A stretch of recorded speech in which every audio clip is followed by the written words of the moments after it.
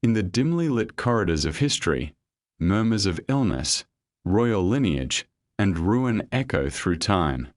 For generations, the British monarchy adorned itself in regal fabric, yet behind those glittering facades lay a tenacious whisper, a scandal that the spectre of syphilis, dubbed the Great Pox, haunted these noble bloodlines. Tonight, we embark on a journey deep into the recesses of intrigue and hidden narratives, where the realms of medicine intertwine with metaphor, and every sovereign cloaked in mystery carries an air of uncertainty. Were they genuine victims of this disease, or merely pawns in a game of malicious tales?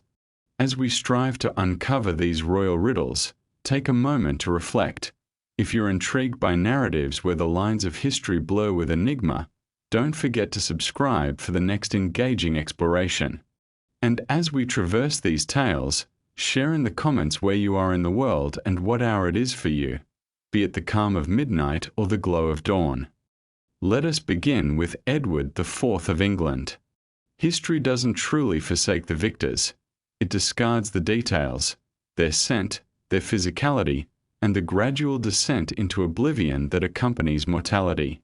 Edward IV, the Plantagenet king, celebrated for his role in the War of the Roses, left behind not just victories, but also illegitimate heirs and a profound unsolved mystery obscured in tattered velvet.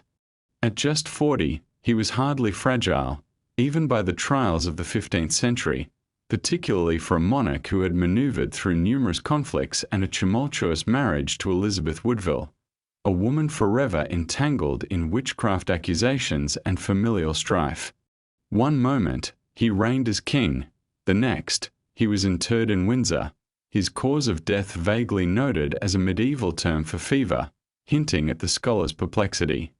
Fast forward to 2024, when historians, led by Dr. Rebecca Salmon, ventured to unravel the truth once more. The traditional narratives were faltering under scrutiny. The ambiguous diagnosis, might simply serve as a convenient veil for a more scandalous reality. Syphilis, that prison of the soul and body, stalking the shadowy alcoves of the crown. The evidence was compelling. Edward's increasingly lethargic movements, his swollen visage, and relentless pain, often recorded but never explicitly detailed, hinted at a deeper affliction. A Burgundian envoy painted a portrait of a king whose very essence seemed broken, transformed from a revered leader to a pitiable figure. There was no autopsy, no preserved remains to confirm these theories. Instead, a trend presented itself. Edward, once a towering figure at 6 feet 4 inches, was in his later years reduced to a shadow of his former self, a recluse unable to muster the strength to ride. His court attempted to mask his decay with tales of rheumatism and exhaustion, but one does not simply wither away without cause. If the disease coursed not through his veins, it certainly permeated his royal circle. The late 15th century marked a surge in syphilis across Europe, preceding an even larger crisis in the early 1500s. Edward's battles extended beyond territorial claims. They were marred by indulgence and intrigue, with palace accounts secretly detailing ointments for his night sweats, entries imbued with euphemism that spoke volumes about the court's hidden realities. But let's consider this. If Edward indeed bore the mark of syphilis, it would not merely signify personal failure, but rather an indictment of structural dynamics. Power exchanged hands not only through warfare but within the intimate quarters of royal chambers, exposing them to sickness and ulterior motives. His swift demise raised eyebrows, followed closely by a treacherous struggle for power, marked by his brother Richard's sudden ascent to the throne and the mysterious disappearance of Edward's children, the famed princes of the Tower. It was a time stained with blood, where the Tudors branded the Yorks as decadent and damned. One can almost see the image of a declining Edward IV, in agony and delirium, with Richard stepping forth, younger and devoid of sentiment. The disease that plagued Edward didn't merely claim his life, it paved the path for a cold successor. Even if one dismisses the syphilis claims, the mystery encompasses a swift health decline, court deceit, and an unsolvable medical enigma. The Tudors depicted Edward as brutish, while later historians rendered him tragic, but perhaps he was neither. Rather, he was a flawed being, subject to the deterioration masked by the lavish excesses of nobility, where the secrets festered, resembling a slow decay of sickness clothed in silken nobility. In this decay rests a sense of poetic justice. Edward, a king who triumphed in every conflict except the one that lay within his very being. And he was not alone in this grim tale. Some assert that the affliction lingered, hidden within the shadows of the Tudor line. By the time it ambushed Henry VIII, the epitome of English masculinity, the rumours transformed into a national obsession, a daunting legacy that would haunt history for generations to come. In the annals of history, few figures are as polarizing as Henry VIII of England. The imagery we conjure is potent: a tyrant, a lover, an executioner, a man whose greatest fear, it is said, might have been his own impotence, not just politically, but also in the most personal way. For ages, whispers have circulated regarding his health, particularly accusations of syphilis. Among the British monarchs entwined in such scandal, Henry stands out, largely caricatured as the embodiment of venereal disease. His bloated figure, his paranoia, the disposability of his wives. He was responsible for the deaths of 2 of them, annulled another 2, and pushed one to her demise during childbirth, all while desperately seeking a legacy worthy of remembrance, preferably one devoid of his lower extremities. The legend is compelling.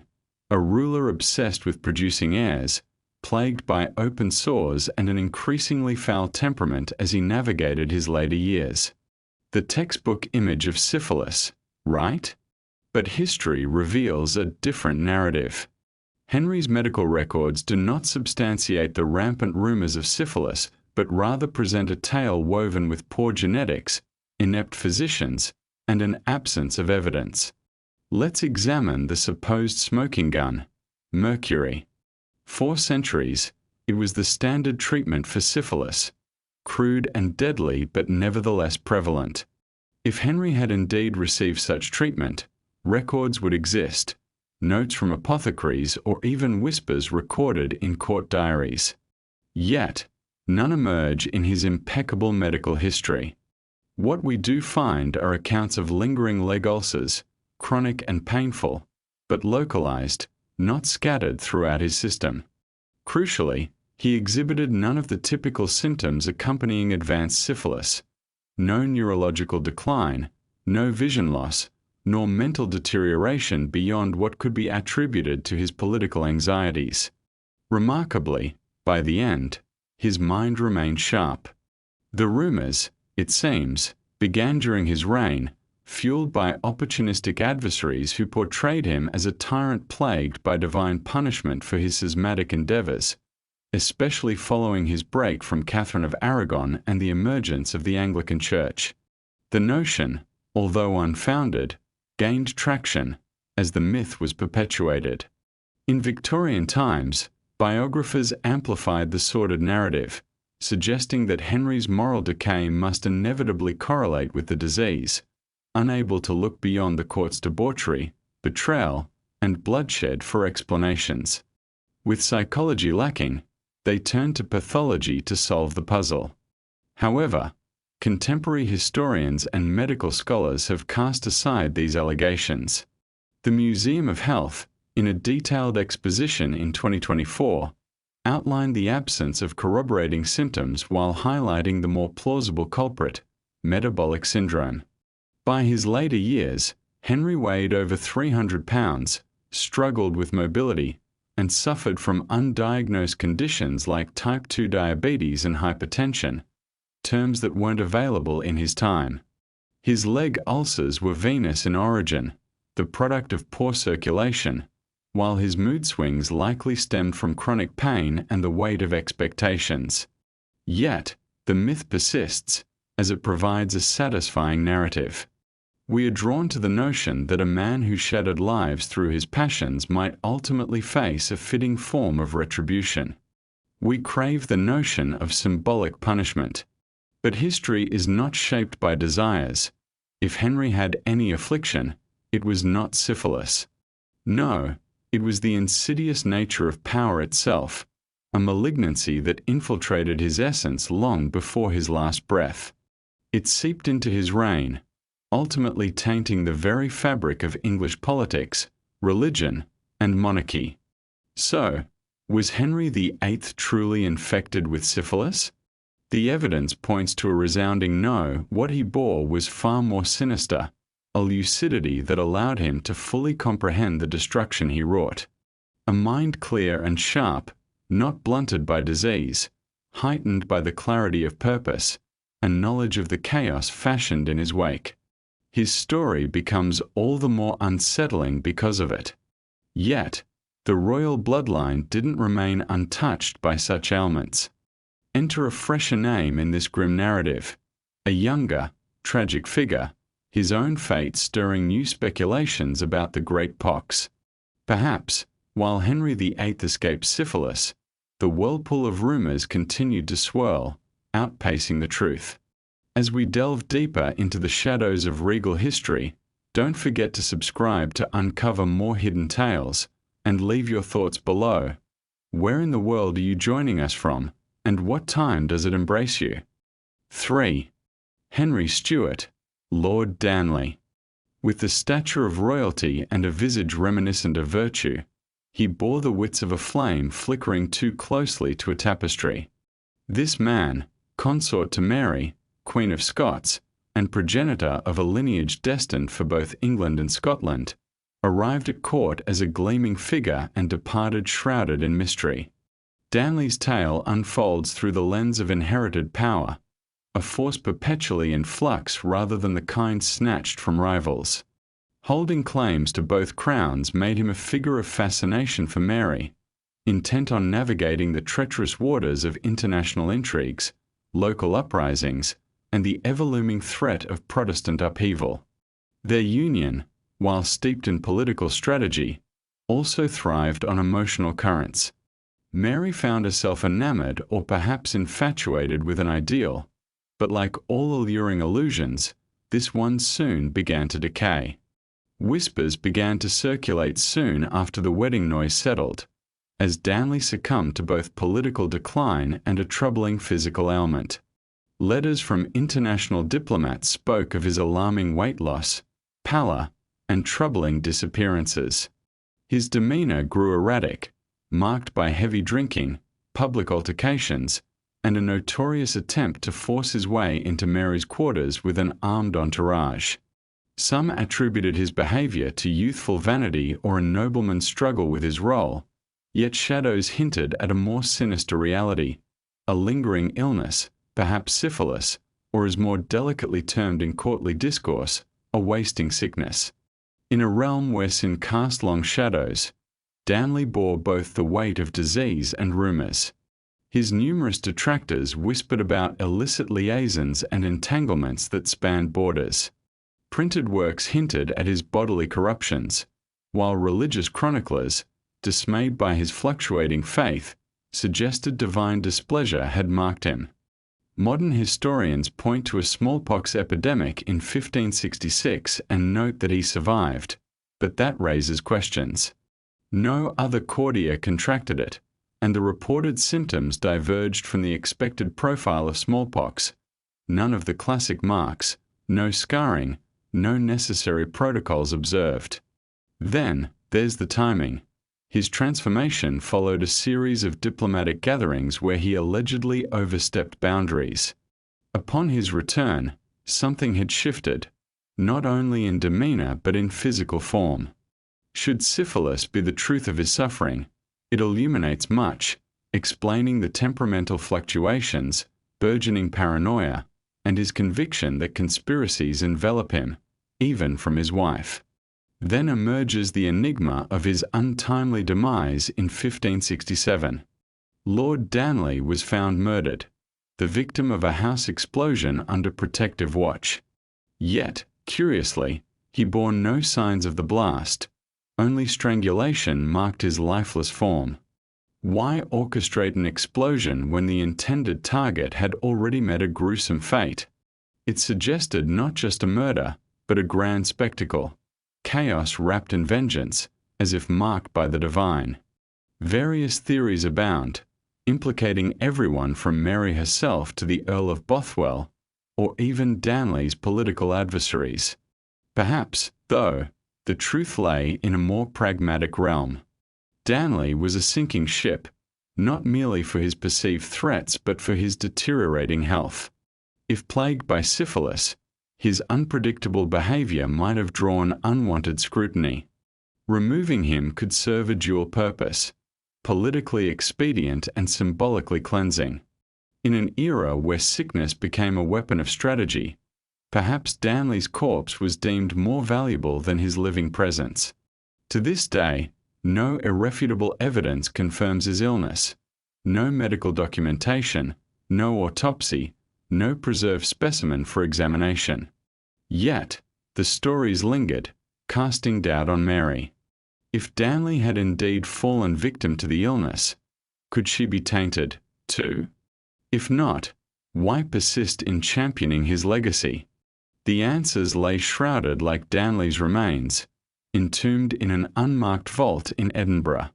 The mysteries endure, for when a golden figure fades into spectral whispers, the court's gaze inevitably shifts to the one left amid the ashes. In this narrative, that figure was Mary, queen, widow, suspect, and possibly, should the murmurs hold truth, the next royal to feel the pox's dark touch. 4. Mary, Queen of Scots. To grasp the essence of Mary, one must delve into the burdens that come with beauty in a world unforgiving of blunders, especially those committed by royal, Catholic, women. Her life unfolds like a dark opera scripted by her adversaries. Crowned at merely 6 days, a widow by 18, imprisoned at 25, and facing execution at 44. Yet, amidst this grim journey, a whisper emerged, initially gentle, then thunderous, that Mary had contracted syphilis. This tale didn't first emerge from her own condition but was rooted in the shadow cast by her second husband, Henry Stuart, Lord Darnley, the so-called Golden Prince. His scandalous reputation and enigmatic death shrouded their lives in mystery. If he was indeed infected and she shared his bed, then by the twisted logic of the time, it followed that she must also be afflicted. Thus began the syphilitic queen theory, not from conclusive evidence, but from hearsay. The historical documents lack substance. No first-hand accounts detail any physician treating Mary for such an ailment. No letters from her household speak of venereal diseases, a term often veiled in code during the 16th century. No autopsy reports or posthumous medical examinations exist. In fact, throughout her 30s, Mary maintained good health, even amidst the trials of captivity, rebellion, and diminishing political power. So why did this rumor cling to her like a shadow? Partly, it fulfilled a sinister agenda. Already deemed politically dangerous, her Catholic faith threatened Elizabeth I. Her claim to England's throne turned her into a pawn in numerous conspiracies across Europe, with her controversial marriage to Bothwell, suspected in Darnley's death, providing ample ammunition for detractors. Once imprisoned in England, Elizabeth's ministers aimed not just for her silence, but for her disgrace and decimation in history. Enter the pamphleteers. In an era captivated by satire and scorn, relentless attacks on Mary poured from the Protestant press. Some were discreet, highlighting her political ties or alleged vanity. Others were brutally blatant. They painted her as lustful, delusional, morally compromised. The concept of disease morphed into a metaphor, then for some, a grim reality. Herein lies an unsettling irony. As Mary was isolated, the narrative cast her as tainted, in body and spirit alike. She became a target for every fear Protestant England harboured: foreign meddling, female authority, Catholic plots, and a passionate sovereign who acted with unyielding fervour. Yet, throughout this storm, she wrote. Her letters, poems, and pleas to her cousin Elizabeth reveal no hint of physical affliction beyond notes of melancholy or despair. No mention of sores, no signs of insanity, and no decline in her mental agility. Even in her final days, she remained perceptive, articulate, and heartbreakingly conscious of her fate. Executed in 1587 after nearly 20 years in confinement, her last words, a prayer in Latin, were far from a confession. If chronic illness, particularly one as devastating as advanced syphilis, had plagued her, it would have been acknowledged. Her enemies would have revelled in detailing her decline, crafting a chilling morality tale, yet they omitted it because it simply wasn't true. Nonetheless, the myth persists. Why? Perhaps because we need it to. Mary's saga is stained with betrayal and romance, too compelling to remain unscandalized. Her duality, powerful yet tragic, demands complexity. Infusing her story with disease humanizes her, renders her vulnerable. Perhaps, for some, it justifies the harsh fate she suffered: imprisonment, exile, execution. But the stark truth is that Mary was feared not because of disease, but because she was healthy. She retained her mind, her spirit, and her title, Queen of Scots, a name that refused to fade away even as relentless efforts attempted to silence it through character assassination. Ultimately, Mary was not destroyed by infection. She succumbed to the power of narrative, a far more insidious contagion. If she left no evidence of syphilis, she perhaps left behind an even greater legacy, a son. James VI of Scotland, later James I of England, inherited not just her crown but also her temperament and, depending on who one speaks to, her enemies' whispers. For in the realm of royal lineage, rumours persist. They are not extinguished. They become part of the inheritance. From the tumult of scandal emerged a monarch destined for greatness, James VI and I, a child crowned King of Scotland at just 13 months. His life story intertwines with the legacies of two kingdoms, laden with centuries of superstition, watchfulness, and doubt.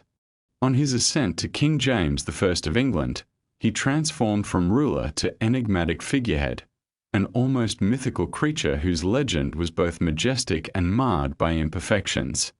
An intriguing paradox: this king authored works on demonology and sanctioned the sacred King James Bible, yet he grappled with health issues that lingered like shadows.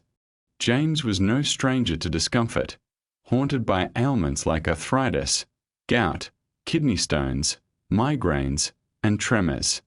These were not fatal afflictions but rather persistent nuisances, symptomatic of a life spent navigating the intricate web of royal obligations, riddled with deception and duty alike. Yet the narrative was steeped in deeper intrigue. Whispers surrounded him, not about state affairs, but regarding his physical vulnerabilities. Nerves and skin, his frailty became fodder for speculation. Some suggested he bore a more sinister inheritance: syphilis, a lurking malady concealed beneath his regal vestments, compounded by the social climate that associated illness with moral decay. The absence of solid evidence did little to stem the tide of rumors. His unique way of walking, a subtle shuffling, his trembling hands which often refrained from penning his thoughts, all pointed to an affliction some believed evident. The court, a cauldron of gossip, buzzed with tales of his intimate bonds with young courtiers like George Villiers, the Duke of Buckingham. In an age where physical weakness could easily be interpreted as corruption, it was only a matter of time before such connections intensified speculations of venereal disease. The prevalence of syphilis across Europe during his reign heightened these accusations, transforming it from a rare punishment of the battlefield to a societal crisis, capturing the interest of physicians and playwrights alike. Yet, upon closer examination of historical records, the prescriptions and reports penned by court doctors, this theory begins to unravel. No mention of mercury treatments, no telltale signs of neurological decline, nor any visible lesions. James lived to the respectable age of 58, maintaining sharpness in his intellect, albeit with growing paranoia. His afflictions, while real, appear to stem more from the mundane than from scandal. His struggles with arthritis and painful kidney stones were validated, but the spectre of syphilis seemed to reflect more the intent of his adversaries than any concrete reality. A king acutely aware of his public persona, James's obsession with disease was notable. He instituted health ordinances, fled impending plagues, and demanded rigorous sanitation among his staff. The claim of being able to smell illness speaks either to hypochondria or to a shrewd awareness of disease's dual threat to his rule. James was self-aware, understanding how weakness could be weaponized against him. So he constructed a facade, translating fragility into eloquent proclamations and grand ceremonies. His decrees, unshaken by his own trembling hands, his proclamations unwavering, even if the legs that delivered them faltered. In essence, while it is likely James VI and I did not suffer from syphilis, the intrigue surrounding the question reveals much about the institution of monarchy itself. The moral complexities we attach to physical ailments reflect our desire for kings, particularly those as intricate as James, to embody tragedy and misfortune. After all, if James faltered, so too could the empire he governed. His eventual passing left a son, Charles I, whose fierce belief in divine right would lead him on a perilous path, laden with similar ominous whispers of pox and speculation, casting dark shadows anew upon the crown. 6. Charles I, a figure who hardly seemed marked for a tragic fate within his own kingdom. A slight, reserved, and often ailing boy, he was never meant to ascend the throne. Yet, in a twist of destiny, akin to the uncertainties of monarchy itself, those unprepared often find themselves wearing the crown. Fate intervened in 1612 with the untimely death of his older brother Henry from typhoid, thrusting Charles, unassuming and fragile, into a role that would one day lead to the brink of civil war. Like many monarchs navigating the treacherous waters of divine right and public sentiment, whispers swirled around him, of his political actions, beliefs, and especially his health. Accusations of syphilis circulated, not as fact, but as murmurings from pamphleteers, foreign envoys, and adversaries, their sharp tongues wielding printed words as weapons. No concrete proof existed. Royal physicians recorded nothing to confirm these claims. Yet, in the ever-watchful eyes of the public, Charles exhibited all the telltale signs of a man in decline. His pallor, introversion, and trembling hands painted a portrait of a ruler ensnared by an unseen illness, one chronicled as melancholic humours, a phrase that captured deep silences and sombre dispositions common in the 17th century. Charles's drive for control was unwavering. He demanded everything to be precisely executed, from every document to every sermon. Ironically, the tighter he tried to hold the reins, the more chaotic his surroundings became. Public appearances often found him appearing unwell. During a 1633 coronation in Scotland, he seemed drained, refusing food amid rumours of illness, an explanation kindly framed by the temperamental Scottish climate. By the time the Civil War ignited in 1642, Charles had become a deeply divisive figure. For royalists, he represented martyrdom and virtue. To parliamentarians, he embodied corruption, political and physical alike. Satirical prints grotesquely depicted him as corrupted and wretched, weaving innuendos of venereal disease into a narrative of his moral deterioration. Here, syphilis morphed into a potent symbol, an explanation for his stubbornness, solitude, and supposed disconnect from reality. These accounts transcended mere gossip. They served as calculated political moves. In the 17th century, to accuse a monarch of disease was to suggest national failing. The monarch's body inevitably mirrored the body politic. If the king was unwell, so too was the realm. And if his condition remained untreatable, perhaps severing the head would be the cure. Yet, the medical records that emerged tell a subtler tale. Charles maintained a fair level of health throughout most of his life. He fathered 9 children, rode horses into his 40s, and possessed a disciplined mind. Episodes of digestive issues and joint discomfort were commonplace among the nobility, who indulged in rich diets and endured lengthy council meetings.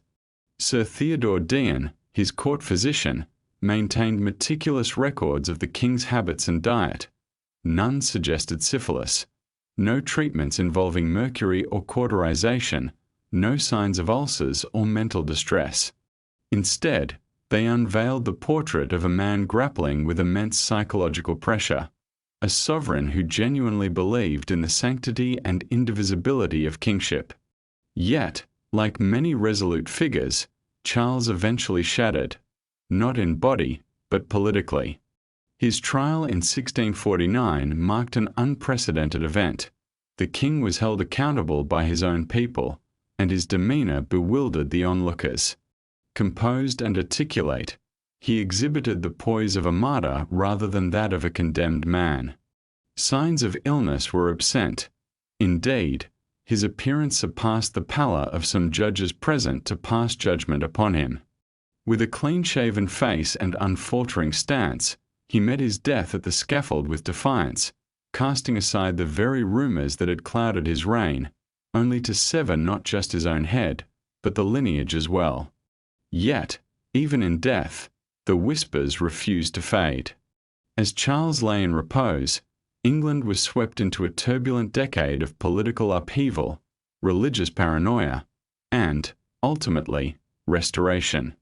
When the monarchy re-emerged in 1660, it returned not as a pure entity but cloaked in opulence, adorned with perfumes, powdered wigs, and a renewed wave of speculations, this time graced by velvet finery. The Restoration brought forth indulgence, revelry, and masquerades, yet behind the lavish veneers loomed the spectre of past diseases, not in governance but incarnate, as Charles's son would inherit not only the name and crown but perhaps a conspicuous lack of decorum. Charles II's court would epitomize unbridled decadence in British history, replete with scandals, mistresses, and yes, the ever-echoing whispers of the great pox. 7. Henrietta Maria. To some, she was merely a queen. To others, a foreign invader draped in silk. Henrietta Maria of France, Charles I's wife, was far more than just a consort. She became a potent symbol, one whose interpretations varied depending on where one stood in the tumult of religious reformation. English Protestants viewed her through the lens of Catholic menace, while European Catholics saw her as a strategic ally. The public, however, painted her as a figure rife with scandal. Accusations trailed her like a shadow: papist, sorceress, and corrupter. Yet among the bizarre and sinister whispers was the claim that she had imported something insidious into England: syphilis. This allegation was insidious in its quiet spread, woven through pamphlets cloaked in metaphor and sharp satire. Some hinted at her French roots, implying she brought with her both affection and disease.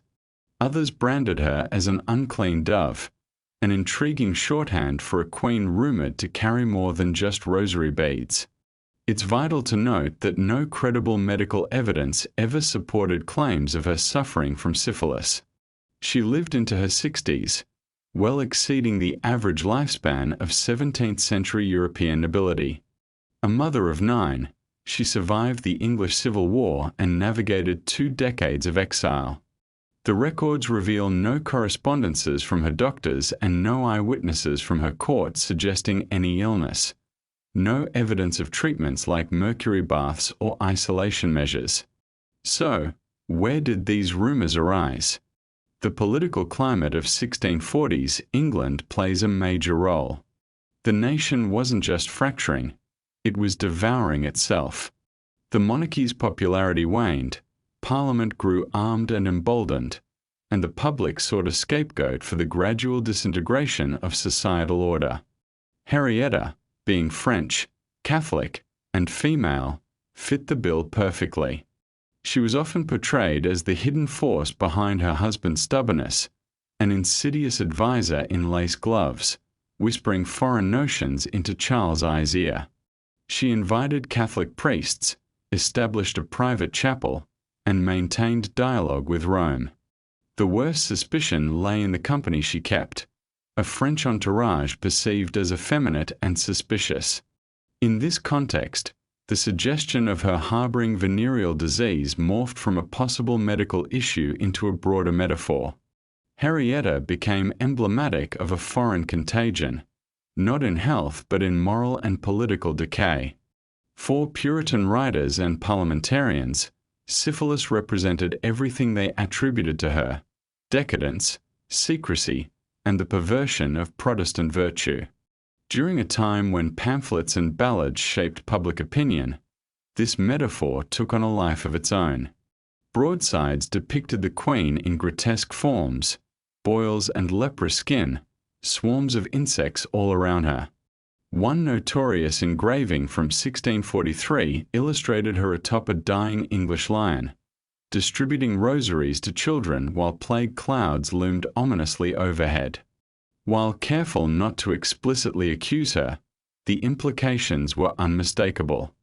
Her body was not simply an individual matter. It became a symbol of how deeply England feared Catholic infiltration. And to validate that fear, the idea of disease served as a convenient justification. If England were ill, something foul must have tainted it. Yet, the real Henrietta Maria wasn't crumbling inwardly. She was maneuvering through political landscapes, forging alliances, writing, fundraising, and smuggling messages for the Royalists. As the Civil War intensified and Charles lost command, she didn't flee as a fallen exile but rather as a seasoned diplomat clad in velvet. And despite the passing of time and the upheaval around her, the rumors endured. Even after Charles's execution and her return to England in the early 1660s, older, leaner, yet still sharp politically, the stain of the past remained. Her detractors never issued apologies, and no pamphlets retracted their claims. History is reluctant to cleanse itself. What's particularly intriguing is how Henrietta outlived the slander. She witnessed her son reclaim the throne, observed the monarchy piece itself back together, and ultimately passed away peacefully in a French convent, surrounded by saintly portraits and her grandchildren, not the disintegrating figure depicted in those pamphlets, but rather a queen dismissed by many and misunderstood by most. Thus, while Henrietta Maria did not suffer from syphilis, the very notion of it illuminates more about England's psyche than her own fate. It unveils the capacity for disease to be wielded as a weapon, not as a reflection of truth but as a means to distort it, how gossip evolves into policy, and how fiction erodes fact. And under the court of her son, Charles II, such distortions would only become more flamboyant. For if Henrietta was accused of bringing infection to England, her son was charged with spreading it with abandon, rumors that would not remain mere metaphor, but be personified in wigs and perfume, swirling through countless beds. Charles II of England is a monarch whose life unfolded in vibrant spectacle, starkly contrasting with his father's fate. While Charles I faced death for his crown, Charles II embraced a flamboyance that defined his reign, marked by what became known as the Restoration. His life was a colourful tapestry of the monarchy, theatre, and scandal, as he unapologetically indulged in the hedonistic privileges of kingship. However, this extravagance invited a storm of whispers. Rumours of syphilis began to circulate, born not from medical evidence but the truth of his lifestyle. Amidst a court filled with mistresses, figures such as Nell Gwyn and Barbara Palmer, his public affairs only deepened the intrigue. He fathered numerous illegitimate children, and the very essence of his court resembled a grand stage, where scandal played a leading role.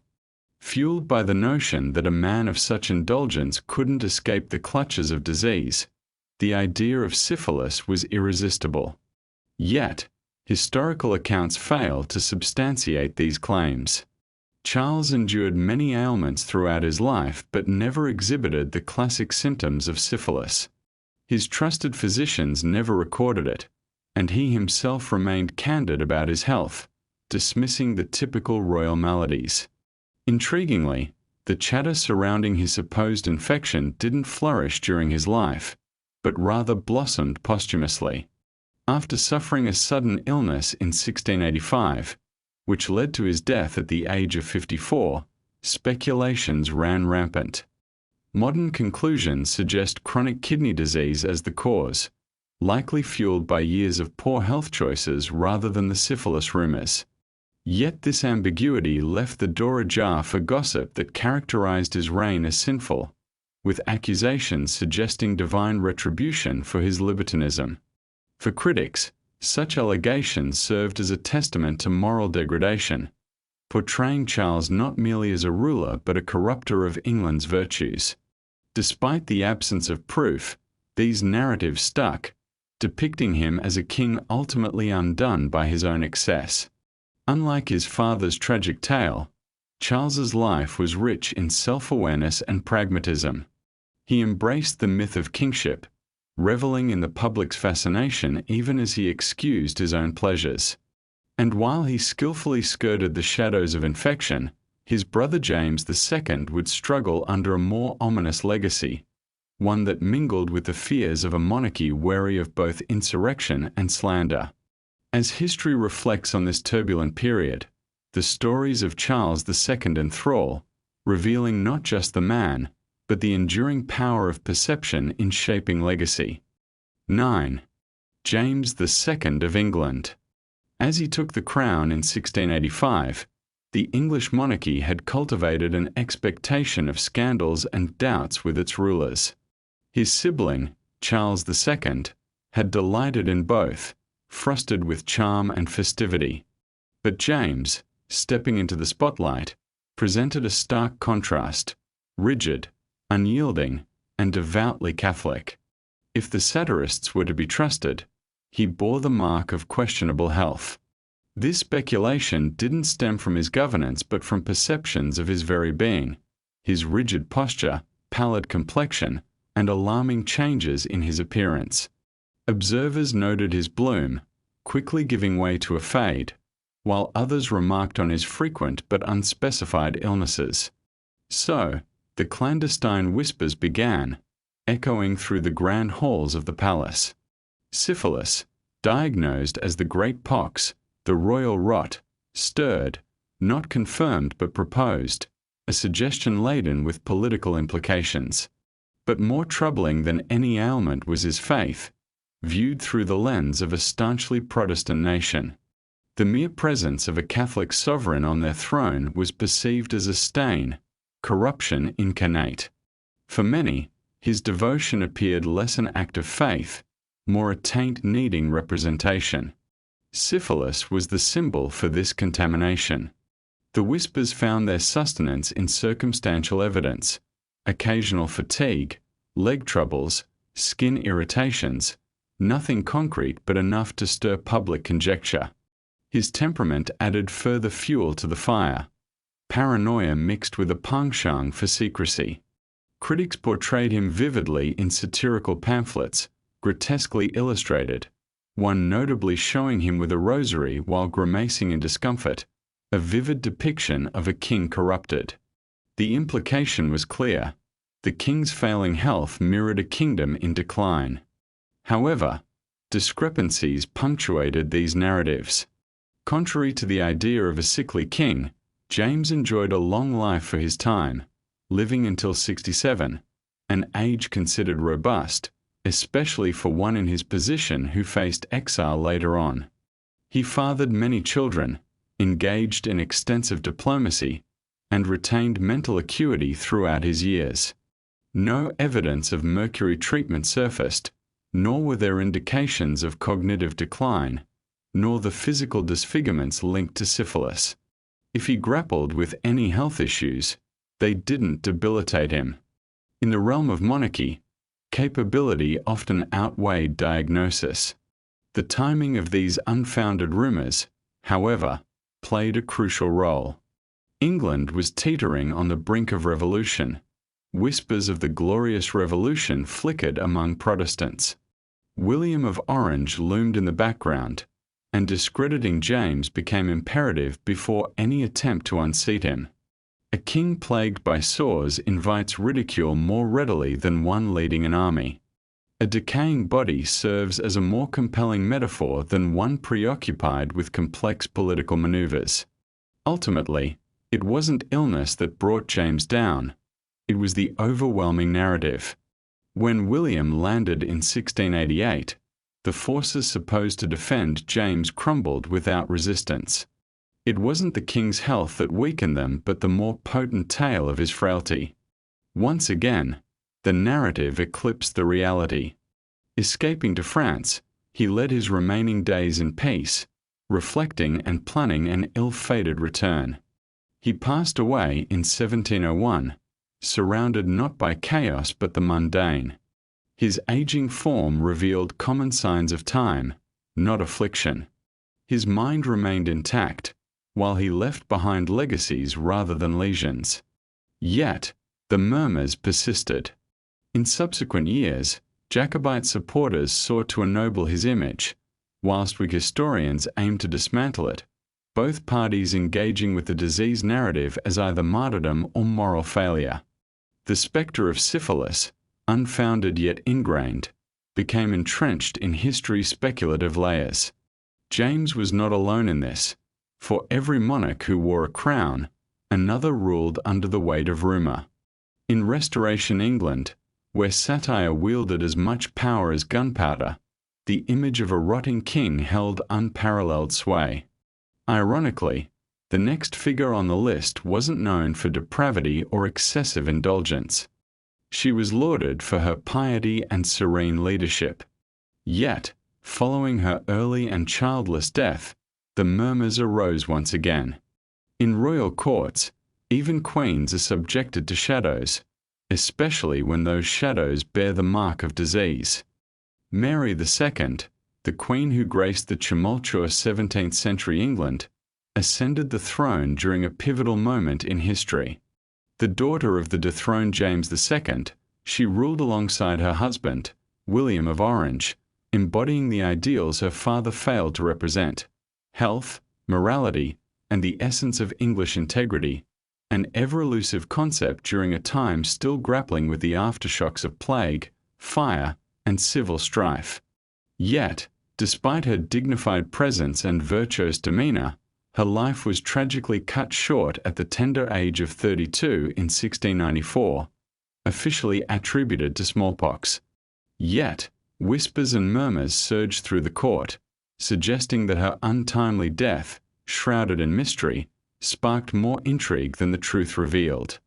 The symptoms of her illness were sudden and severe: fever, exhaustion, blotchy rashes, classic signs of smallpox, a rampant disease in London. Nevertheless, the gravity of her demise invokes suspicions, especially given the peculiar circumstances surrounding her death.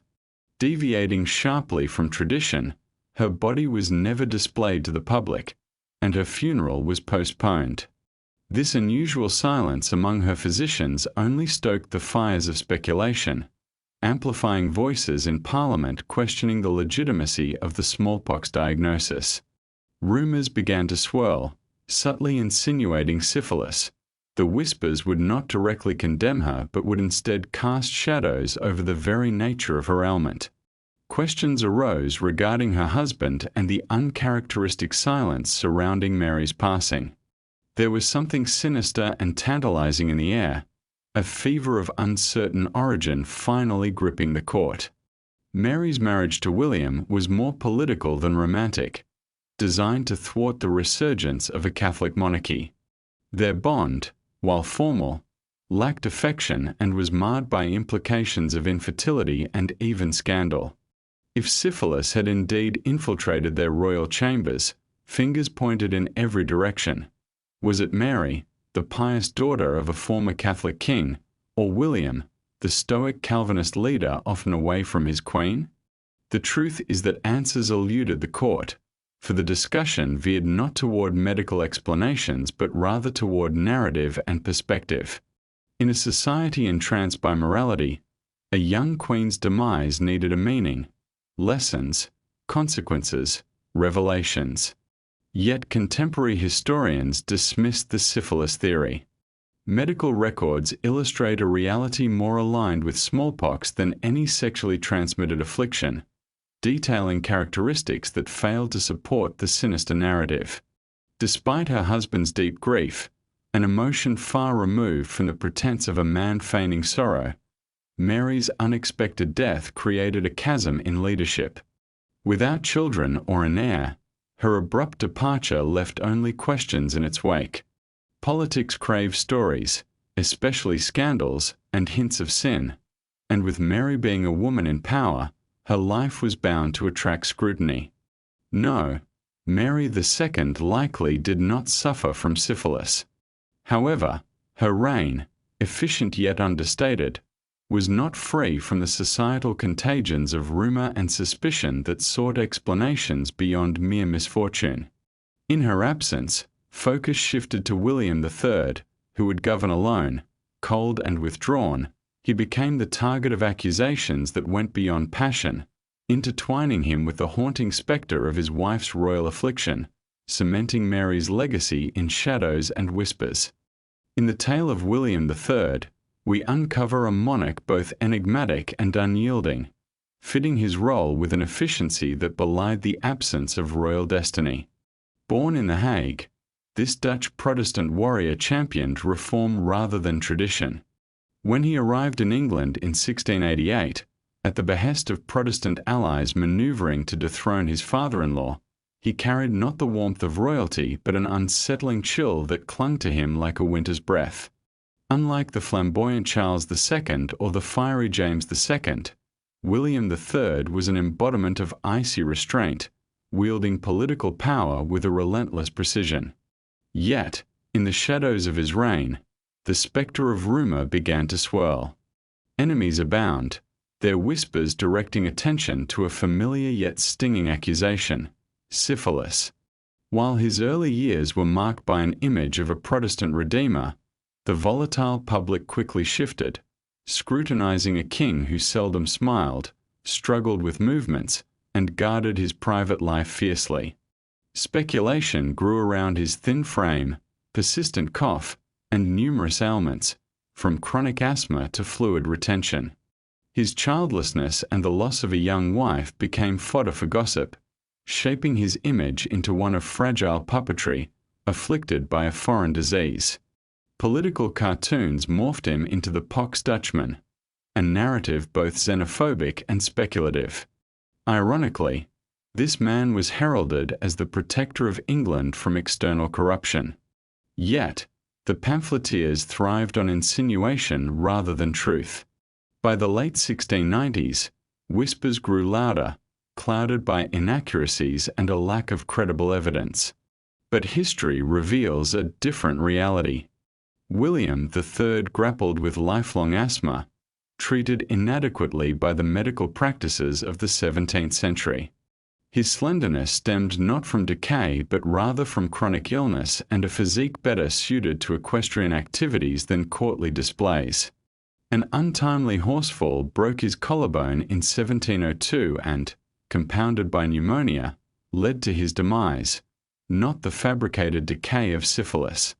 His trusted doctors, including the esteemed Dr. Hans Sloane, meticulously documented his health decline devoid of any mention of syphilis or deterioration of mind. William III's reign diverged from the expected theatrical performances of royalty.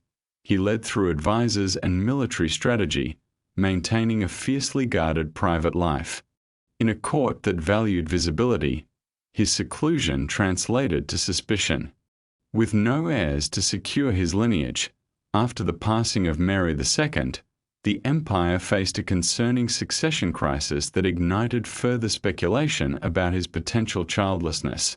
William passed quietly in 1702, a somber conclusion surrounded by statesmen rather than sentiment, leaving a crown for his cousin instead of a child. The lingering whispers did not fade with his death. They evolved, much like the royal bloodline. In the following reign, Queen Anne became the center of speculation, but this time the rumors surrounded her womb, concerning children lost and an inherited curse, not born of desire, but of lineage itself. In the shadows of history lies the enigmatic figure of and of Great Britain. Revered as Good Queen Anne, her title often felt like a gesture of politeness rather than genuine acclaim. The reality of her reign was far more complex. She was not particularly virtuous or wicked, but rather profoundly weary. For 12 tumultuous years, she governed during the pivotal Act of Union in 1707, as England and Scotland merged into Great Britain. Yet, her rule unfolded behind drawn curtains, frequently confined to her chambers, surrounded by a suite of doctors and a silence that echoed the absence of heirs. The figure of 19 pregnancies loomed large in the annals of her story, a number met with horror and disbelief. Of those pregnancies, only one child, William, Duke of Gloucester, weathered infancy, only to die at the tender age of 11. The remaining pregnancies ended in tragedy, miscarriages and stillborns, with little ones hastily named and buried, their existence all but erased. This tragic narrative led many to speculate about the reasons behind Queen Anne's plight. Was it merely poor biology, a cruel twist of fate? Some suggested divine retribution for sins, while others, driven by the fervor of 18th-century gossip, whispered of syphilis. This tantalizing theory speculated that she may have contracted the disease or inherited it from her parents, a curse interwoven with her lineage. Coffeehouse conversations and scribbled tales in newspapers fanned the flames of intrigue, each misfortune a perceived omen of Protestant doom. How could one endure so many failed pregnancies without a darker secret lurking beneath? But behind these swirling rumors lay a foundation of incomplete knowledge and assumptions. Let us delve into her medical history, a portrait marred by misfortunes. Suffering from chronic gout, she became increasingly immobile as the years passed. Her weight ballooned, exacerbated by a sedentary lifestyle and treatments that relied heavily on brandy. Vision diminished, and mood swayed unpredictably, with bouts of fevers and agonizing headaches. In her later years, she found it challenging to move independently, yet at times, her wit sparkled with sharp intelligence. Notably absent were the telltale signs of advanced syphilis. No records hinted at deformities or mental decline. Her dedicated doctors, including Dr. Hans Sloane, meticulously documented her ailments without ever suggesting syphilis as a cause. Why, then, does the myth endure? Partly because Anne was a woman wielding power, and society often subjected such figures to heightened scrutiny, especially regarding fertility. Her struggles were cast not merely as personal tragedies but as national crises. Furthermore, speculation about her marriage to the rather dull Prince George of Denmark fueled further gossip, with whispers about his potential role in her difficulties, and her close bond with Sarah Churchill raised the stakes of public intrigue. Ultimately, while syphilis was unlikely to play a role in her life, it was emblematic of society's attempts to rationalize her reality. For a monarch, the body was more than biological. It became a canvas displaying not just the burdens of rule but also the weight of ecological shame when failure struck. Upon her death in 1714, Anne was left bloated and drained, her struggles manifesting in a body that could no longer sustain her. Despite her physical decline, Her mind remained sharp until the end, aware of the failure to achieve what was expected most of her, a living heir. Yet, she grasped a truth that many kings before her may have missed: the throne itself brought illness. With her death, the Stuart line extinguished, but the tales of speculation did not die alongside her. Instead, they transformed as the next monarch, a German stranger, gained the crown, prompting a renewed wave of gossip, echoing ideas of the great pox still lurking behind the facades of power. George I of Great Britain entered the throne in 1714, under a veil of indifference rather than celebration. Fluent in German yet hesitant in English, he embodied an aloof presence that left the British people feeling a mix of tolerance and suspicion. As the closest Protestant heir following the tumultuous reign of Queen Anne, his arrival marked a new chapter, albeit one met with reluctance. Despite his reign appearing politically stable thanks to Parliament, George radiated unease socially, often the subject of satire and rumour, most notably regarding whispers of syphilis. This particular claim, never confirmed, persisted in the shadows of court discussions, tied closely to his private life. George's marriage to Sophia de Ratha had been a hastily arranged political union, which quickly spiraled into calamity after accusations of her infidelity surfaced. Rather than seeking divorce, he exiled her to a remote castle for the rest of her days, never to see his children again. His bachelorhood became fodder for speculation.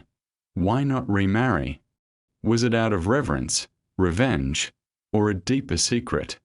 As the years progressed and George shifted from elector to monarch, observations started to mount. His demeanour, the stiffness of his movements, the weariness etched on his face, coupled with a preference for mistresses yet emotional detachment, fueled rumours. The presence of his long-term mistress, Melusine van der Sulenburg, did little to dissolve concerns. Rather, it suggested a strategic arrangement shrouded in secrecy. Yet, the reality often strayed from the drama. George I lived to the age of 67, engaging actively in governance and travelling frequently without any documented signs of illness or madness. His correspondence remained clear and formal, with no evidence linking him to the supposed treatments for syphilis. When he eventually died in 1727 during a journey back home, it was attributed to a sudden stroke, not long-term ailment. Still, the rumours persisted. Perhaps it was because George I never formed an emotional bond with the English people. He ruled like a mechanical figure, orderly yet devoid of warmth. In the coffee houses of London, whispers morphed into jokes about his supposed decay. Even after his death, tales emerged of a frozen heart. Was syphilis involved? Unlikely. Yet, the essence of monarchy often lies not just in health but in public perception and performance. As George I faded into history, his cold command paved the way for his son, George II, whose reign continued the same pattern of distant aloofness and ignited similar rumours. The cycle of imagined afflictions in the British monarchy seemed unbroken. In the realm of British monarchy, George II emerges as a figure shrouded in contradictions. With a temperament that often resembled a stormy night and a presence likened to a dull barometer, he was not one to charm but rather to endure. Surviving in an era where Parliament's grip was tightening, George II's 33-year reign stands as a remarkable testament to resilience, despite being frequently noted for his ill temper and perceived lack of intellect. While his father, George I, embodied aloofness from his Germanic roots, George II took on the role of a despised landlord, resented and ever threatening to impose higher demands. The burdens inherited were not merely of crown and sceptre. They included the heavy cultural baggage of being Hanoverian, a German with a demeanour and accent that felt foreign, even centuries into his rule. Alongside this lineage came the whispers of illness, notably syphilis, that echoed through his court, reminiscent of taunts aimed at his father. He became the subject of mockery in pamphlets, painted as decayed in both body and spirit, as if something more insidious lay beneath his royal facade. Amidst the cold currents of gossip and speculation, George was far from beloved. His tumultuous relationships with ministers and his son Frederick drew him into conflicts, breaking the bonds of public engagement only to appear briefly mounted on a horse. While he led troops into battle at Dettingen in 1743, gaining some begrudging respect for his direct involvement, true affection remained elusive. Therefore, the shadows of satire crept in, bending reality in a way that suggested disease, a metaphor for discontent and moral upheaval, rather than an explicit medical diagnosis. The accusations against him, though indirectly put forth, painted a picture of a king suffering not just from the ailments common to royal life, such as gout and digestive issues, but from a kind of moral decay that hung heavily in the air. Curiously absent from the records were any definitive signs of mental decline or treatments that would suggest a venereal diagnosis.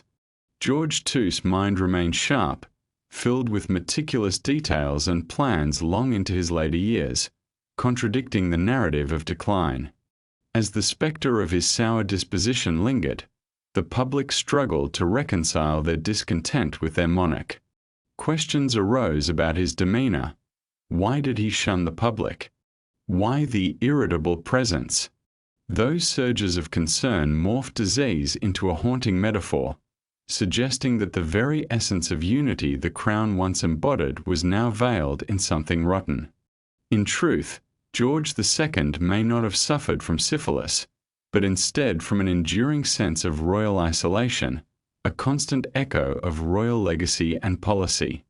His reign marked by conflict with those closest to him and seemingly sterile relationships ultimately concluded in an unceremonious death on a toilet from an aortic aneurysm, quick, painless, and far from the dramatic conclusion history often craves.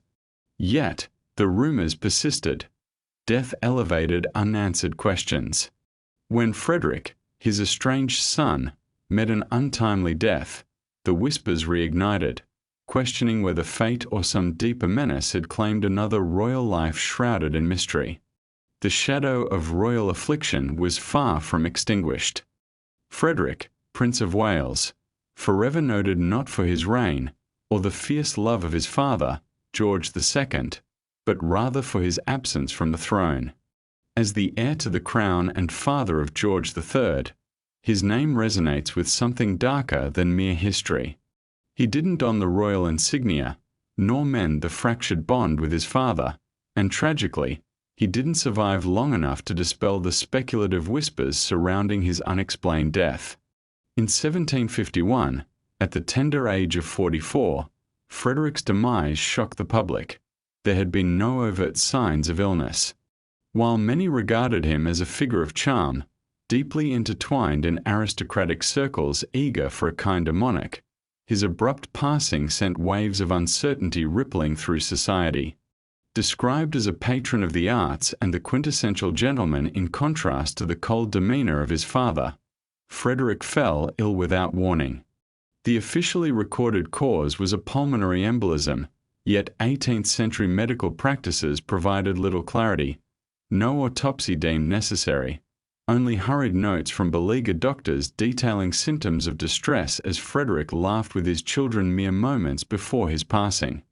Speculation brewed rapidly outside palace confines. Whispered claims of syphilis surfaced, based not on hard evidence but rather on Frederick's lively romantic history, something less scandalous by today's standards, but nonetheless titillating to the public. The narrative of his life, filled with minor health complaints, occasional fatigue, irritability, and fleeting chest pains, echoed through the years but had always been mere background noise. Yet, following his departure, it grew louder, transforming political satire into theories about a venereal affliction. Was it disease, a dark curse from his youth, or perhaps something more sinister coursing through royal veins? Modern historians lean toward embolism or tuberculosis as potential culprits, while syphilis seems more a product of rumor than reality, with no signs of cognitive decline or documented treatments. Yet the image lingered, a prince groomed for glory, now a figure shrouded in mystery, leaving both intrigue and dread in his wake. The questions swirl: was his death fated, or did it hint at deeper maladies of the monarchy? Could this cheerful prince, with a hidden darkness beneath his poised exterior, foreshadow a troubled legacy for his son, George? Perhaps the true crime lay not in his demise, but rather in the lineage he represented. Frederick's untimely end left a haunting query. What legacy lingered in the veins of the British crown, waiting to surface anew? George III of the United Kingdom, a figure entwined in history and madness, ruled from 1760, crowned at a youthful 22. His six-decade reign bore witness to tumultuous events, including the loss of American colonies and the Napoleonic Wars, but above all, a haunting question echoed: what happened to the king? Most would say madness, others speculated on syphilis. This latter theory emerged long after his death, as historians grappled with his dramatic decline. How could a leader, once capable and intelligent, unravel so utterly? They sought a tangible cause, a scapegoat. Thus, the notion of syphilis arose again, cloaked in the medical jargon of the 18th century. The symptoms: confusion, paranoia, erratic speech, and an alarming blue urine, suggested a deeper ailment. Some historians even alleged a covert diagnosis, referencing peculiar treatments and methods of restraint used on the king. They concluded he had been infected early, a plague that consumed him over time. However, newer insights challenge this narrative. The once dreaded blue urine, thought to indicate mercury poisoning, is now attributed to a rare genetic condition known as porphyria. This disorder disrupts the body's production of heme, leading to abdominal pain, hallucinations, and much more. Contemporary analyses from the likes of the 1966 British Medical Journal study propose that acute intermittent porphyria was the true tormentor of George III. This explanation, while debilitating and tragic, lacks the scandalous allure of syphilis. Why, then, does the syphilis whisper persist? George III's vivid persona defied a neat legacy. His eccentricities, like addressing a tree as the King of Prussia, or his anguished isolation from court, overshadowed his deep dedication. In an age that misunderstood mental illness, syphilis became the catch-all diagnosis for royal decline, evoking the notion that even kings are subject to human frailty. Adding to this complexity was the shadow of George's father, Frederick, who passed away under mysterious circumstances. Speculation surrounded Frederick's potential afflictions, hinting at a hereditary link that could implicate George as well. Such thoughts afforded the syphilis theory an almost poetic heft, despite its lack of medical foundation. Yet, George was more than a tragic figure. He was a fervent ruler committed to reform, opposed to slavery, and deeply invested in his nation's welfare, a genuine monarch engaged in the responsibilities of his role. His public decline was marked by compassion, contrasting the humiliation he endured. By his final years, he was locked away in Windsor Castle, disconnected from the state, passing away in 1820 as Britain's longest-reigning monarch. His complex legacy was one of a fractured empire and redefined monarchy, but devoid of scandal. There was no syphilis, just the fallout of inheritance. Yet, whispers lingered, for the next king, George IV, arrived with controversies of his own, leading the public to ponder not just his fate, but the secrets passed down through royal lineage. In the chronicles of British royalty, George IV of the United Kingdom emerges as a figure steeped in flamboyance and excess. Unlike his father, George III, who bore his sufferings in silence, George IV embraced the limelight, becoming a living testament to the opulence of Regency England. A king consumed by vanity, he transformed ruling into a spectacle, leaving behind a legacy marked by indulgence and scandal. As the Prince of Wales, he was both a headline maker and a target of ridicule. His pursuit of notoriety led him into deep financial woes and tumultuous relationships, infuriating both Parliament and the public. He was a monarch whose extravagant lifestyle raised eyebrows, launching him into a world rife with rumors, chief among them, whispers of a potentially sinister illness veiled beneath the glamour of his courtly attire. His myriad romantic escapades, ranging from actresses to noble women, only added to the controversy. However, speculation about his health often focused on darker possibilities, specifically the suspicion of syphilis, but not based on concrete evidence, rather due to a narrative constructed around his character, promiscuous, visibly unwell, and utterly unpopular. In an era where one's physical state was often scrutinized as a moral failing, the inklings of disease signified societal judgment. The truth of his health is obscured by the vagueness of royal records and a cadre of physicians who cloak his ailments in euphemisms. Nonetheless, George IV battled an array of serious medical issues, abundant obesity, heart complications, and what would likely be classified today as type 2 diabetes. There were chronic bladder troubles, but significantly, he exhibited none of the recognized signs of tertiary syphilis. His mind remained largely clear, a turbulent spirit occupied with the intricacies of court affairs. In his twilight years, however, he faced the grim consequences of his lifestyle choices: near blindness, massive weight issues, and the necessity of assistance to navigate even his palace. While his body deteriorated dramatically, the persistent narrative of syphilis remained, for to many, he personified a kingdom's moral decay rather than a man merely ravaged by excess. After George IV's death in 1830, burdened by the weight of his own indulgences, the whispers continued.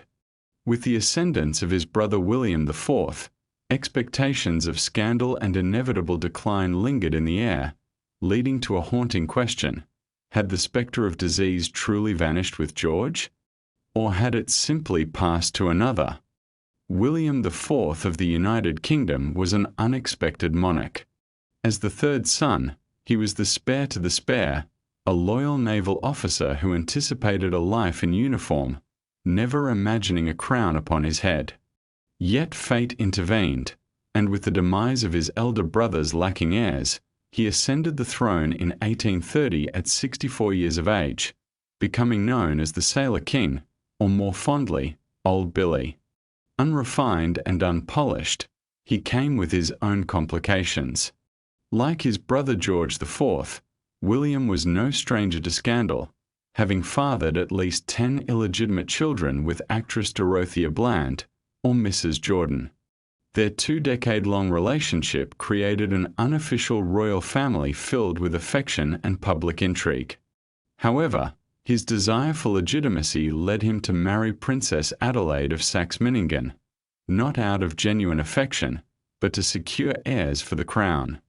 Alas, this union bore no surviving children, and whispers of his inability to produce a line began swirling even before his coronation.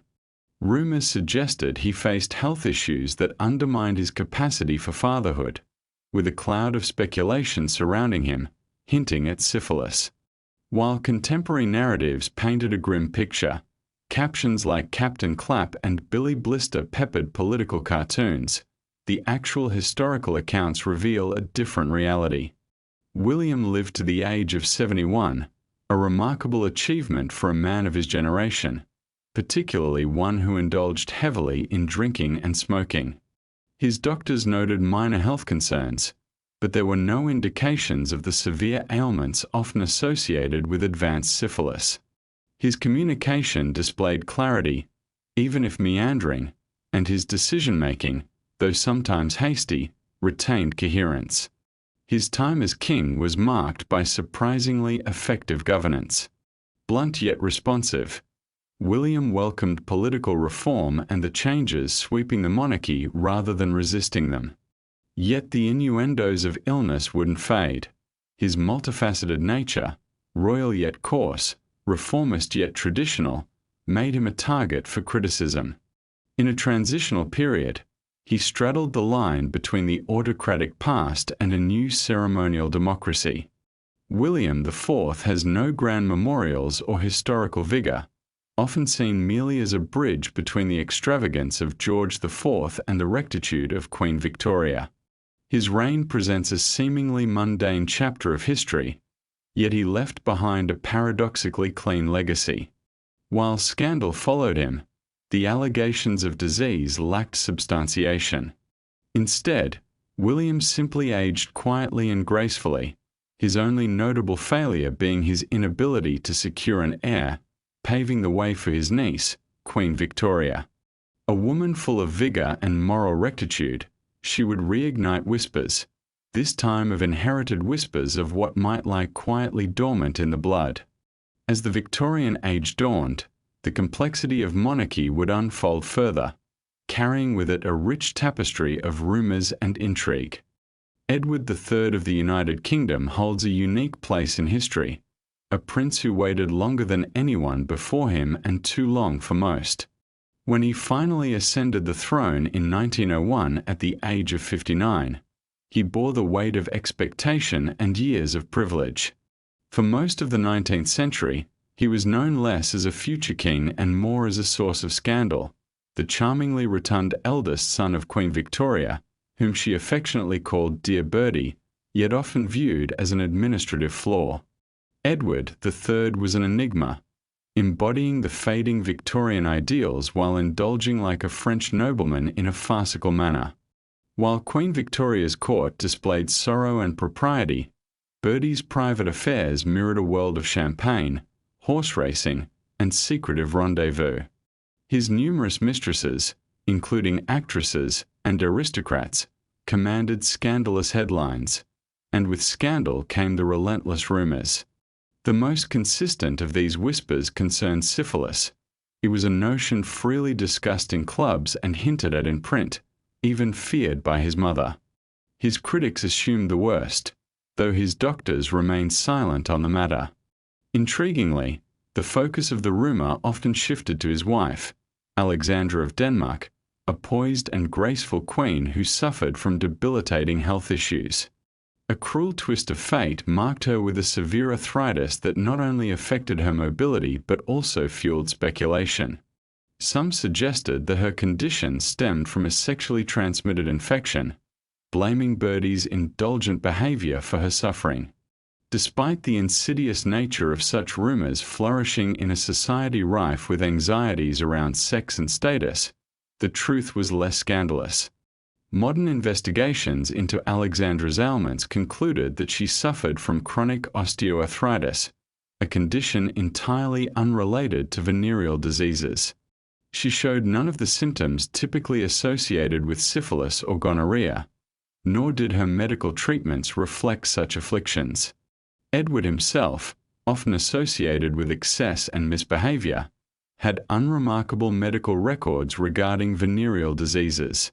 Yes, he grappled with gout, weight issues, and bronchitis, but nothing confirmed the presence of syphilis. When Edward III passed away in 1910, it was due to heart attacks, a slow decline after years of excess with no shocking revelations or climactic confessions from attending physicians.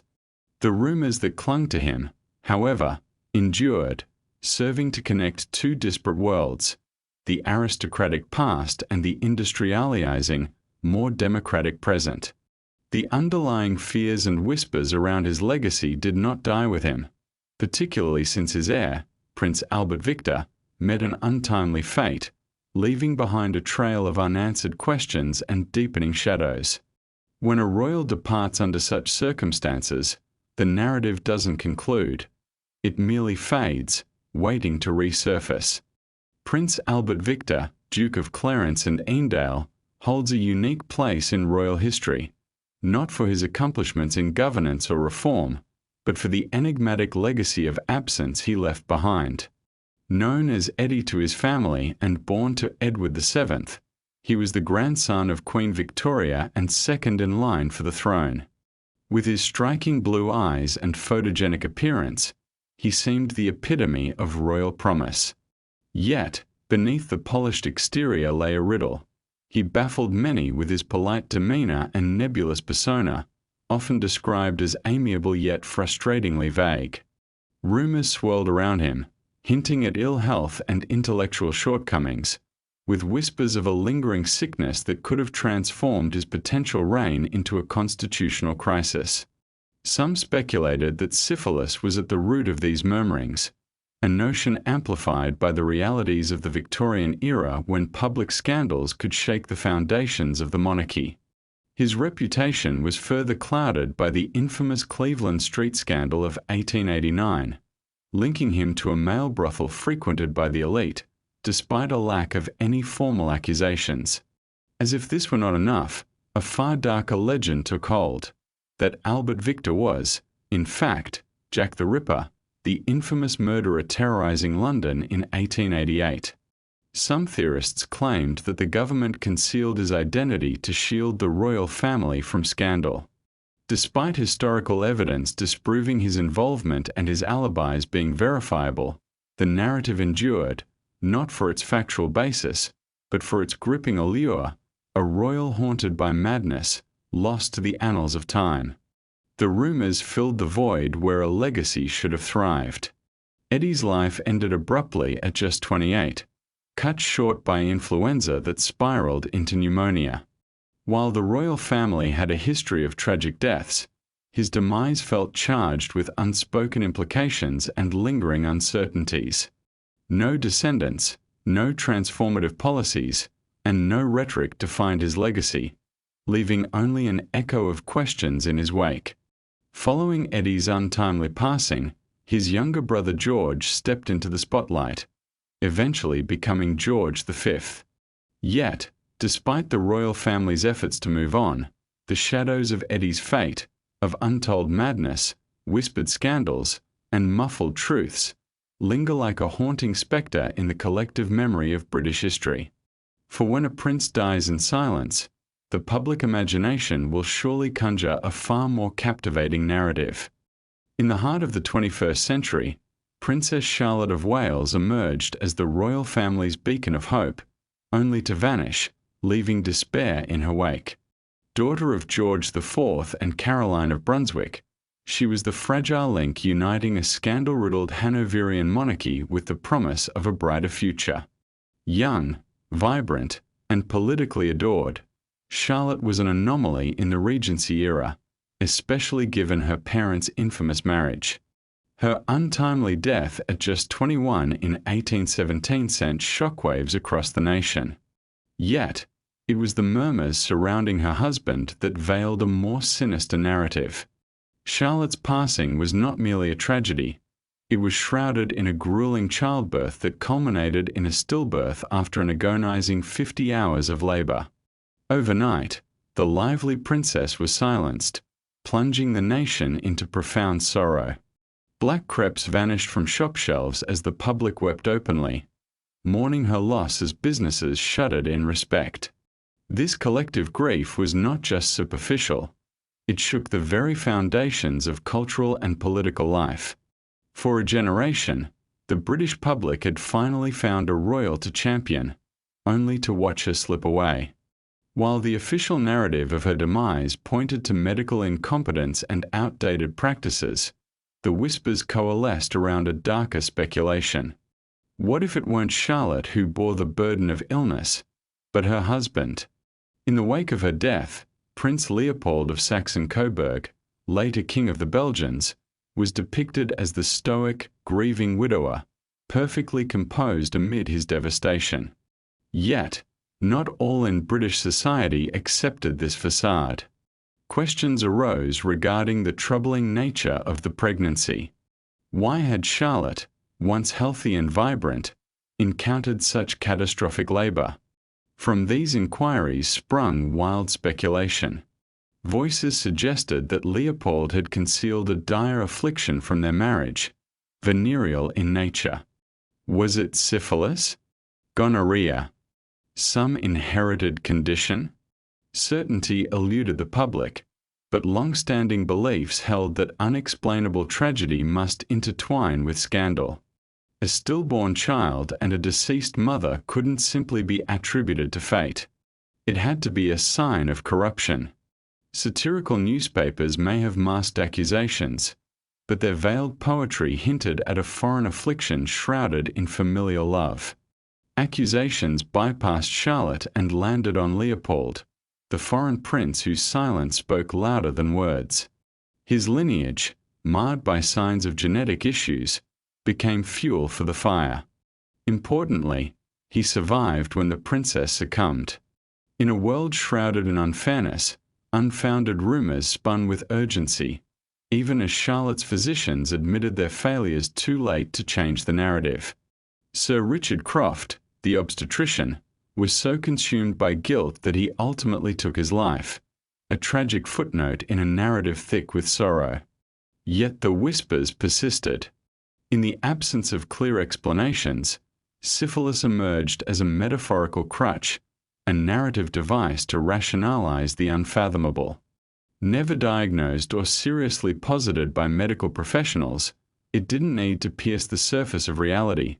It had already infiltrated the minds of a public eager to uncover the royal family's concealed truths behind nursery doors and funeral veils. Leopold would later remarry and reign as the first king of the Belgians, gradually mending his reputation across Europe. But in England, the shadow of Charlotte's absence loomed large over his legacy. He never fathered heirs in Britain, nor did he rule, remaining for many as the somber figure who exited the death room while a nation grieved. Charlotte's death transformed British history, sparking a succession crisis, compelling her uncles to seek legitimate unions, and ultimately leading to the birth of Queen Victoria. More profoundly, it shifted public perception of royal health, from mere medical concern to national obsession, embodying stability or decay. The notion that a foreign prince might introduce disease into the royal lineage stuck. Following Charlotte's demise, the royal family placed unprecedented emphasis on public appearances and moral conduct. Yet, no amount of lace, sambre gowns, or carefully composed portraits could dispel the growing wariness that something about the bloodline, something unseen, was silently passing from one generation to the next. The echoes of Charlotte's story did not end with her. Prince Augustus Frederick, one of the uncles hastily marrying in the wake of her death, would find himself entwined in lingering, quiet rumors, not for his actions, but for the air of secrecy that enveloped him, teasing at stories that never made their way into official chronicles, starting with whispers and ending with uncertainty.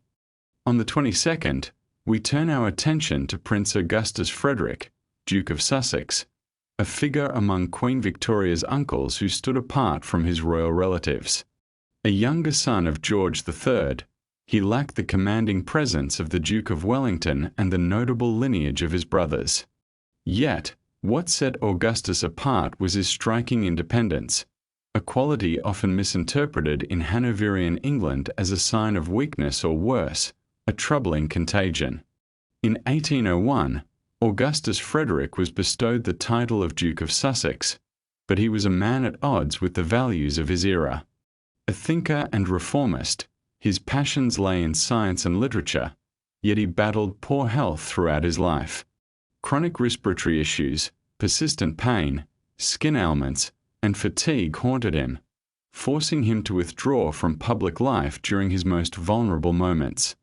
The euphemisms of his time veiled deeper truths, and inevitably, the whispers began.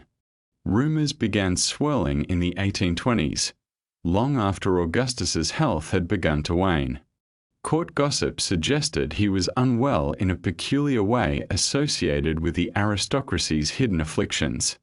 Some claimed he inherited not just royal lineage but also royal maladies. The coded language of suspicion regarding his constitution was ceaseless. This unconventional prince further fueled suspicion by marrying twice without obtaining royal consent, jeopardizing the legitimacy of his unions and children. His first wife, Lady Augusta Murray, was noble but lacked royal blood, and their marriage, though genuine, fell victim to annulment by the Crown, marking their offspring as illegitimate and erasing them from any mention in royal circles. This rejection of tradition led to public intrigue and questioning. What sort of royal defies the rules? Was he hiding a secret? Augusta's failing health needed to imply something more. Whispers of syphilis circulated in elite salons, aligning with the cultural narratives of the day.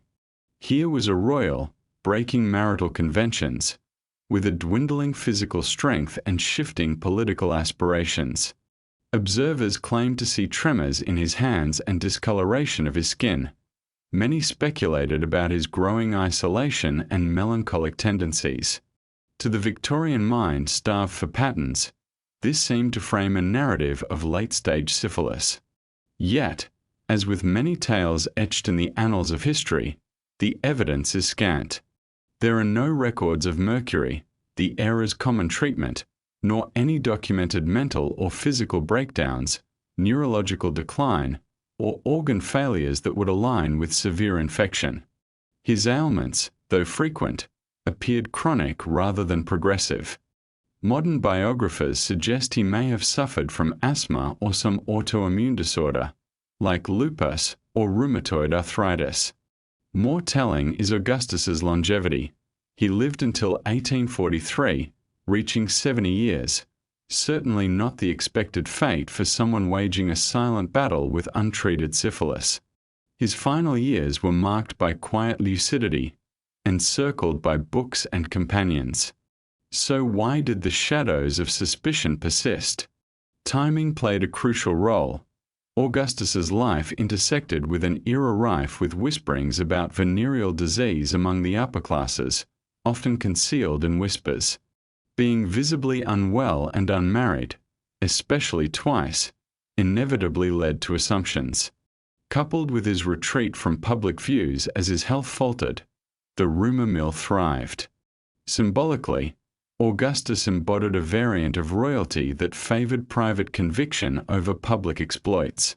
He championed Catholic emancipation, condemned slavery, and advocated for educational reforms. His pursuits of rare books and scientific exchange earned him the presidency of the Royal Society, signaling a passionate engagement with the world outside regal obligations. Yet, in a monarchy fixated on marriage, military glory, and heirs, such intellectual pursuits often appeared suspicious, marked as deviant or diseased in the eyes of his contemporaries. Ultimately, the genuine tragedy of Augustus Frederick lay not in any supposed affliction, but in his defiance of the rigid protocols of his bloodline. This divergence exposed him to the creeping erosion of reputation. He was not a monster, but rather a marginalized figure, and in royal society, marginality carries its own contagion. At his passing, Augustus's funeral was understated, bordering on private, as he chose not to rest in the Grand Windsor Vault, but rather at Kensal Green Cemetery, quietly rebelling against tradition until the very end. Yet even after his death, the gossip persisted. His brother, Prince Ernest Augustus, shared the same lineage but lacked the gentler disposition. His scandals echoed louder, with political foes aplenty, and the insidious rumors surrounding his body far more unrelenting. As the satirists turned their eyes to Ernest, they wondered not whether he was ill, but how many were aware of his secrets, and how many were compensated to keep silent. 23rd episode, The Tale of Prince Ernest Augustus, Duke of Cumberland and King of Hanover. As the curtains rise on the life of Prince Ernest Augustus, we are drawn into a tale that intertwines ambition, scandal, and a legacy cloaked in shadows. Unlike his elder brother, Prince Augustus Frederick, the bookish intellectual who shunned the limelight, Ernest thrived amidst controversy. While Augustus navigated royal customs with discretion, his younger sibling rather brazenly shattered them, with a sneer on his face for good measure. By the time he ascended to the throne of Hanover in 1837, Ernest Augustus was already hauntingly infamous, earning a reputation as one of the most disliked figures in British royal history. As dislike took root, a web of rumours began to form around him: political, personal, and one unsettling theory: syphilis.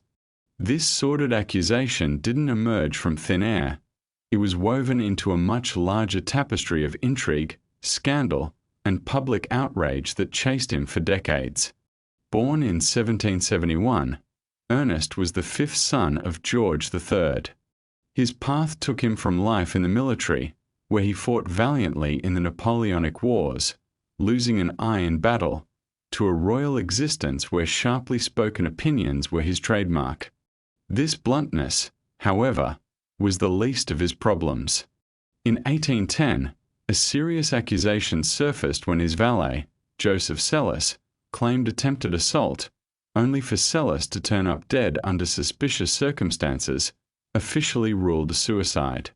While he was cleared in the eyes of the law, public sentiment quickly turned against him, and he became a figure of suspicion surrounded by accusations of manipulation, bigotry, and even outrageous rumours about marrying his own niece. In an age when scandal supplied the gossip mills, whispers of venereal disease naturally followed Ernest like a shadow. Satirical caricatures portrayed him with grotesque features, mocking his supposed afflictions.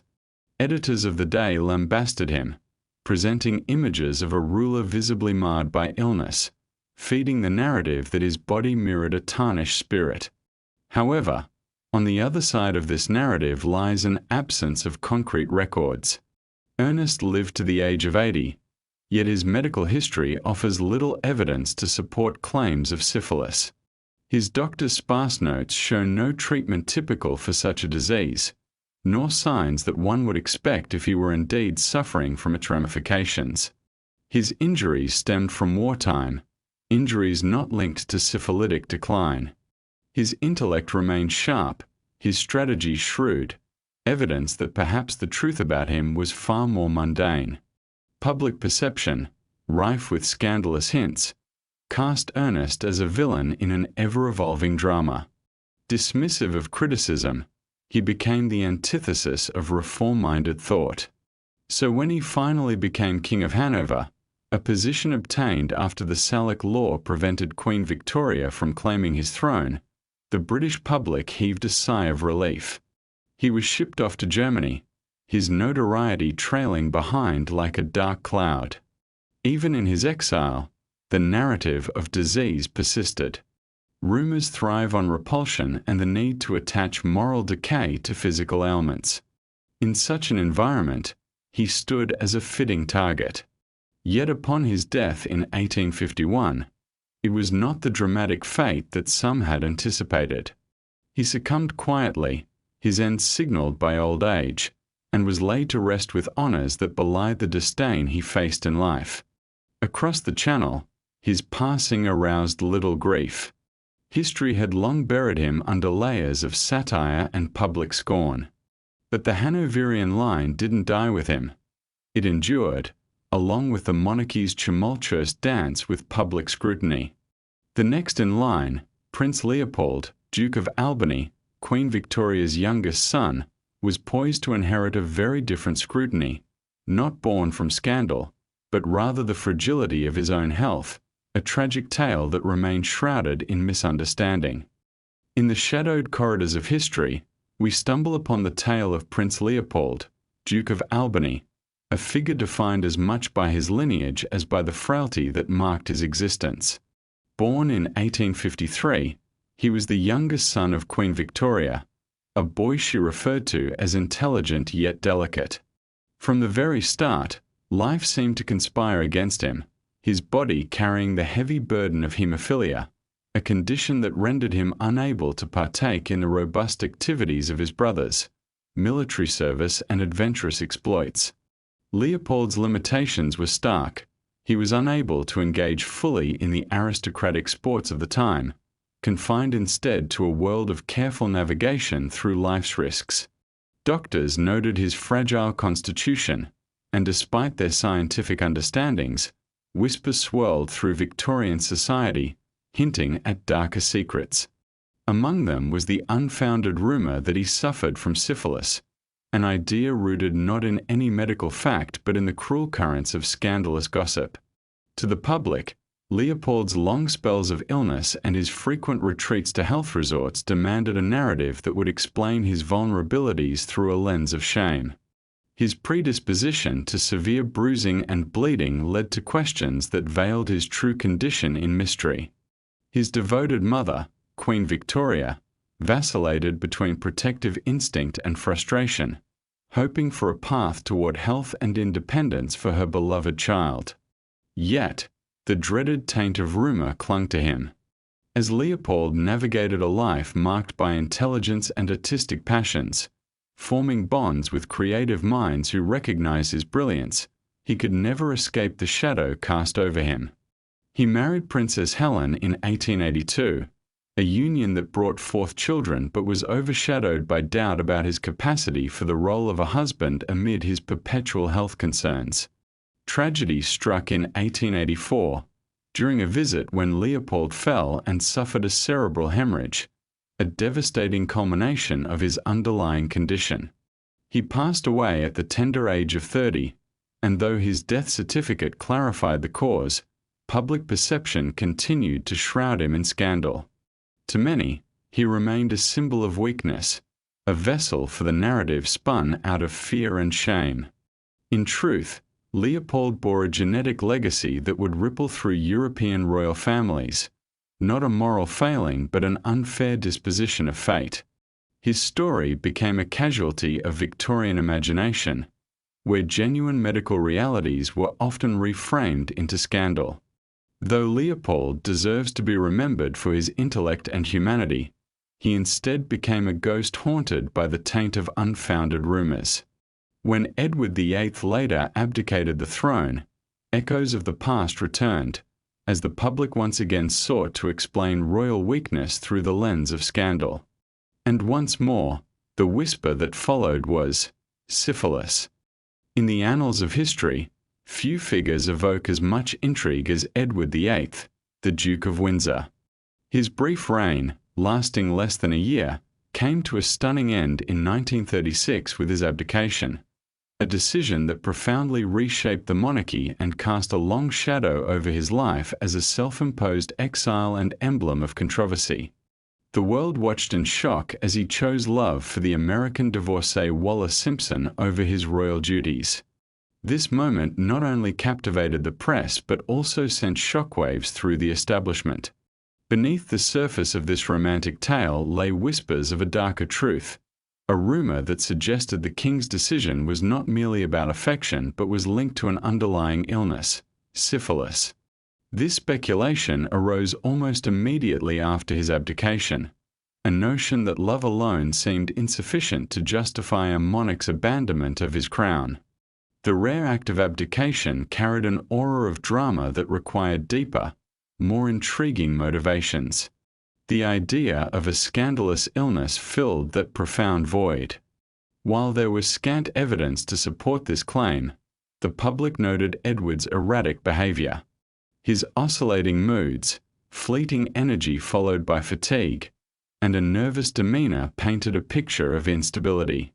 In social circles, Edward was notorious, frequenting nightclubs and mingling with a dizzying array of companions, including aristocrats and actresses, leading to tantalizing speculation about his health. However, the medical records revealed a much more mundane reality. Edward suffered from chronic digestive problems and respiratory issues, later developing throat cancer, not syphilis. There was no documentation of mercury treatments, skin lesions, or mental decline typically associated with the disease. His life extended into his late 70s, with mental acuity intact, fiercely undermining the syphilis narrative. Yet the rumor persisted, for Edward VIII embodied contradiction, privileged yet seemingly resentful, a king who became a figure of both romantic sacrifice and political failure, his association with Nazi figures further clouding his legacy. For many, He exuded an air of untrustworthiness. In times of historical ambiguity, the allure of rumor rushes forward to fill the gaps. The tale of Syphilis crafted a moral framework for his narrative, an indulgent prince undone not solely by love but also by alleged disease, transforming his abdication into a story of tragic necessity. In a society enthralled by scandal, this interpretation was simply alluring. But it also hints at a broader commentary on the monarchy. Repeatedly, when royals act in ways that perplex the public, illness emerges as a convenient explanation. Not just any ailment, but one that connotes moral weakness and unfitness to rule, translating political discomfort into cultural certainty. Edward VIII's downfall did not need the weight of syphilis. His abdication and tumultuous politics spoke volumes. Yet, rumor thrives on heightened tension and drama, taking hold not as truth but as compelling narrative. Edward passed away in Paris in 1972, far from the throne he had occupied, with Wallace, frail and mute, surviving him. Their story, enshrined in the annals of royal romance, still evokes lingering whispers, suggesting that perhaps Edward was concealing more than just a love affair. This cycle of rumor finds its roots deep within the royal lineage, from Edward IV in the 15th century to Edward VIII in the 20th. The royal house has long been ensnared by the insinuation that syphilis, the great pox, lay in wait within its ranks. These rumors, seldom substantiated, reflect a society desperate to impose meaning on the unknown, a society that yearned to fuse morality with illness, scandal with shame. Ultimately, the true contagion was not in royal bloodlines but in the very imagination of the observer.